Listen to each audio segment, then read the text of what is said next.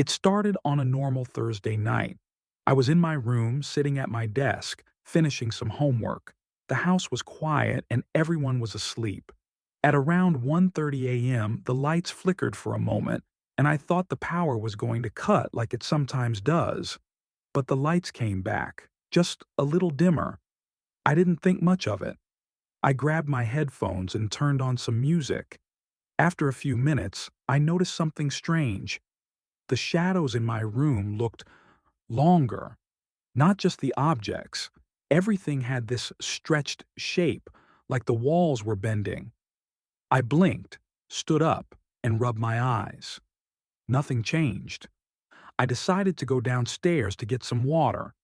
When I opened my door, the hallway was unusually dark, even though the lights should have been on. I checked the switch. It clicked, but nothing happened. The air smelled dusty, like old wood. I started walking, and each step sounded louder than it should, like the floor was empty underneath me. I reached the stairs. The house suddenly felt bigger than usual. The steps looked longer, deeper, and the shadows between them seemed to move. I hurried down, holding my phone up for light. Halfway down, I heard a whisper. It wasn't loud. It was as if someone was breathing right behind my ear. I froze. My heart started beating fast. I turned around quickly. Nothing was there. Just the hallway, stretching darker and darker. I ran the rest of the way down to the living room. The moment I entered, I knew something was wrong. The clock on the wall wasn't ticking. The minute hand was stuck between two numbers, shaking slightly like it was trying to move but couldn't. The kitchen was colder than usual. I opened the fridge and grabbed a bottle of water. My hands were shaking so badly that I dropped the cap. It rolled slowly across the floor, stopped next to the chair, and then moved again. Not fast. Just a tiny slide, like someone nudged it. I stepped back. My lungs tightened. There was a shape under the table. A small shadow like someone sitting. Not a normal shape. Too thin.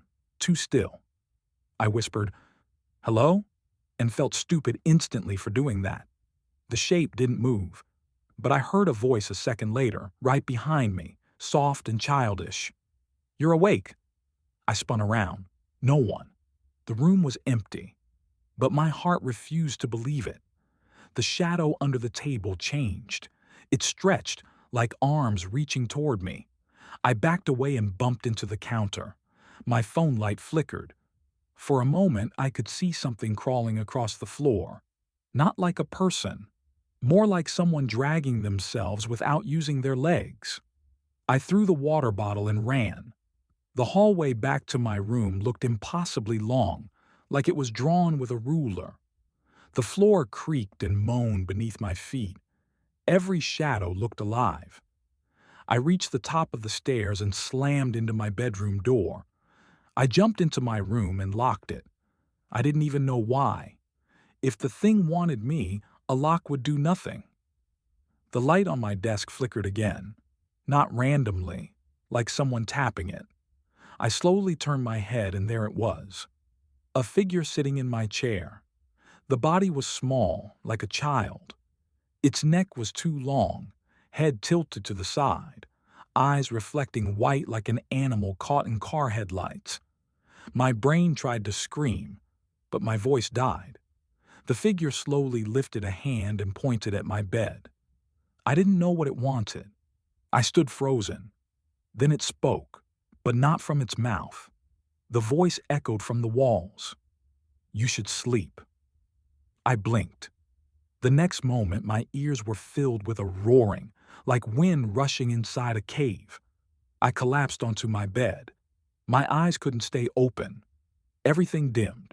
I felt something cold grab my ankle, pull, then stop. I heard the same whisper, softer, repeating one word: "Sleep, sleep." I woke up the next morning with sunlight on my face.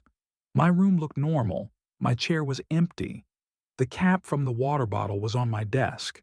The clock downstairs was ticking again. No sign of anything. I convinced myself it was just a nightmare. That night, I tried to sleep early. I turned off the lights. Everything was quiet. Just when I closed my eyes, I heard a tiny voice from under my bed. "You're awake.